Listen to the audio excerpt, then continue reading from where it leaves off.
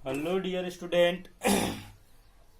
आज हम आप लोग को NCERT class 12th biology first chapter से आपको एज ए समरी टाइप्स के स्टूडेंट बताते चलेंगे। उसके बाद जब हम लोग अपने टॉपिक तक पहुंचेंगे reproduction in flowering plant in which, जिसमें हम स्टडीज करेंगे पॉलिनेशन से हम लोग डिटेल में स्टडीज करेंगे। ये सब हम लोग पढ़ चुके हैं, इसलिए हम समरी टाइप के आपको एक इसमें लेक्चर दे रहे हैं। आप लोग समझ लीजिए इसको। देखिए, रिप्रोडक्शन इन ऑर्गेनिज्म जो फर्स्ट चैप्टर है आपका बायोलॉजी का, reproduction in organism. Reproduction is the biological process by which a animal or organism produce their offspring. Reproduction एक बायोलॉजिकल प्रोसेस है जिसमें कोई ऑर्गेनिज्म अपना ऑफस्प्रिंग में बेबी या चाइल्ड प्रोड्यूस करते हैं। इस चैप्टर में आप देखोगे तो उस फर्स्ट टॉपिक है लाइफ स्पेन। लाइफ स्पेन क्या है? Duration of time from birth to death.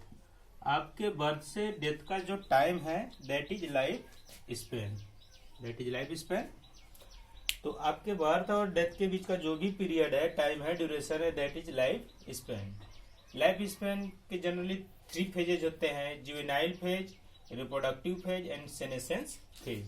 जिसमें जुवेनाइल फेज, इसमें एक और टर्म है वेजिटेटिव फेज। अगर एनिमल है तो हम जुवेनाइल फेज टर्म यूज करते हैं, अगर प्लांट हो तो हम यूज करते हैं वेजिटेटिव फेज। यह लाइफ स्पेन का कौन सा टाइम है? जब किसी भी प्लांट और एनिमल में रिप्रोडक्शन न हो, वह अभी ग्रोथ पीरियड में हो, रिप्रोडक्शन को गेन करने के प्रोसीजर में हो, अभी उसमें किसी प्रकार का रिप्रोडक्शन नहीं हो रहा है, बर्थ से जो भी पीरियड उसका चल रहा है, टाइम ड्यूरेशन चल रहा है, उसको हम बोलते हैं जुवेनाइल फेज या वेजिटेटिव फेज। अगर प्लांट है तो वेजिटेटिव फेज, जब तक उसमें रिप्रोडक्शन न हो। जैसे अगर बात करोगे हम ह्यूमन में, तो जुवेनाइल फेज बॉयज और गर्ल्स के लिए अलग अलग एज है। बॉयज में क्या है आप जानते हो, कहा जाता है कि 14 to 15 ईयर्स में उसमें स्पर्म बनेंगे, 14 से 15 वर्ष में स्पर्म बनेंगे। और फीमेल में ओवा कब बनेंगे? जबकि वह 13 to 14 ईयर्स।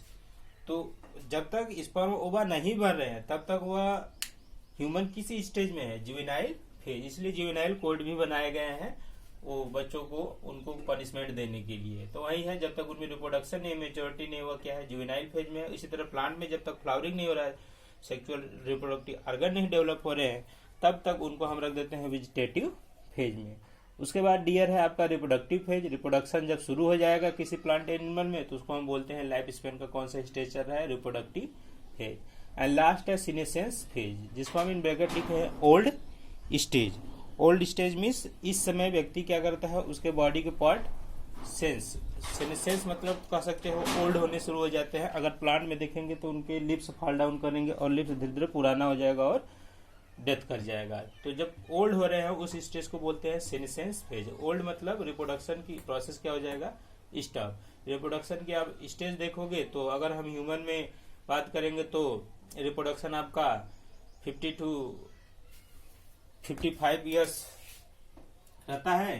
तो इस तरह से आप देखोगे 50 से 55 ईयर्स के बाद फीमेल क्या हो जाती हैं, ओवा बनाना स्टॉप कर देती हैं। ओवा बनाना स्टॉप करना मतलब अब उनमें रिप्रोडक्शन का प्रोसेस समाप्त हो गया है। और मेल में क्या होते हैं, ओवा हमेशा बनते रहते हैं। ये तो हो गया आपके फेजेज ऑफ लाइफ स्पेन के बाद आपको एक और एनसीईआरटी में टर्म है लाइफ स्पेन ऑफ ऑर्गेनिज्म। कुछ ऑर्गेनिज्म का आपको लाइफ स्पेन दिए गए हैं, और लाइफ स्पेन जो ऑर्गेनिज्म के दिए गए हैं सब एनसीईआरटी के इम्पोर्टेंट है।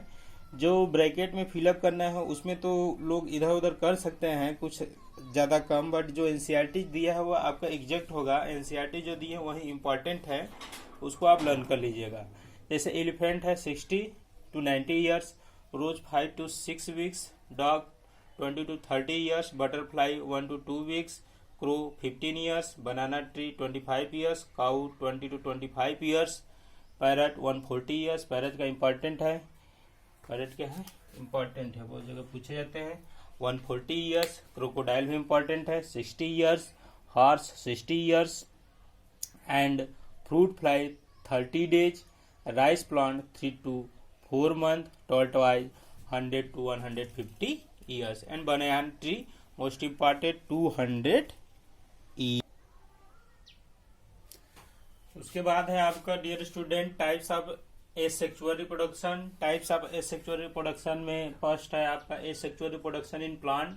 एसेक्सुअल रिप्रोडक्शन इन प्लांट में आपको पहले पढ़ेंगे वेजिटेटिव प्रोपोगेशन. वेजिटेटिव प्रोपोगेशन में आपके दो मेथड हो सकते हैं, या तो वेजिटेटिव प्रोपोगेशन नेचुरल प्रोसेस से हो रहा है या तो आर्टिफिशियल प्रोसेस हो रहा है. वेजिटेटिव प्रोपोगेशन बाय नेचुरल और आर्टिफिशियल. नेचुरल में है with the help of root. बहुत से ऐसे प्लांट होते हैं जो एसेक्सुअल रिप्रोडक्शन करते हैं with the help of root. जैसे आप बहुत से प्लांट्स में देखते होंगे उसके रूट को कट करके ग्रो करा देते हैं और उससे नए प्लांट ग्रो कर जाते हैं. उसी तरह से अंडरग्राउंड स्टेम्स भी होते हैं. जैसे स्टेम में शुगर केन ये सब होते हैं और कुछ में बर्ड्स के थ्रू भी हम लोग रिप्रोडक्शन करा लेते हैं. जैसे पोटैटो में आई बर्ड होते हैं एंड लिप्स हैं ब्रायोफिलम. ब्रायोफिलम में लिप्स के द्वारा भी हम क्या करा देते हैं एसेक्सुअल रिप्रोडक्शन कर लेते हैं. बल्बिल एगेओ में होंगे. आपके एनसीईआरटी में इसका डायग्राम भी दिया है. एगेओ में बल्बिल के through asexual reproduction natural method से होंगे. ऑफसेट इकॉर्निया में होंगे. इकॉर्निया को वाटर हायासिंथ भी बोलते हैं. क्या बोलते हैं? Water hyacinth.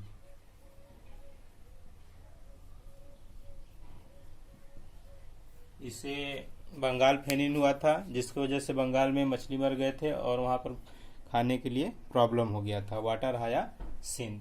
उसी तरह से आर्टिफिशियल है. आर्टिफिशियल में आप जानते हो नर्सरी वाले क्या करते हैं, प्लांट का कटिंग करते हैं, लेयरिंग करते हैं, ग्राफ्टिंग करते हैं.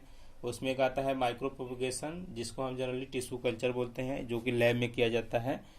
टिश्यू कल्चर किसी टिश्यू से पूरे प्लांट को ग्रो करा लेते हैं, उस प्रोसेस को बोलते हैं टिश्यू कल्चर. और टिश्यू में थोड़ा सा पार्ट लेते हैं प्लांट का, इसलिए उसको बोलते हैं माइक्रो प्रोपगेशन या जनरली प्रोपगेशन को बोलते हैं. एक आपका आता है वेजिटेटिव प्रोपगेशन. जनरली जैसे बनाना इस समय देख रहे हैं, वेजिटेटिव पार्ट प्रोपगेट करके नए प्लांट ग्रो कराते रहते हैं. और वेजिटेटिव प्रोपगेशन के बम्बू में भी आपको बहुत अच्छा एग्जाम्पल मिलेंगे.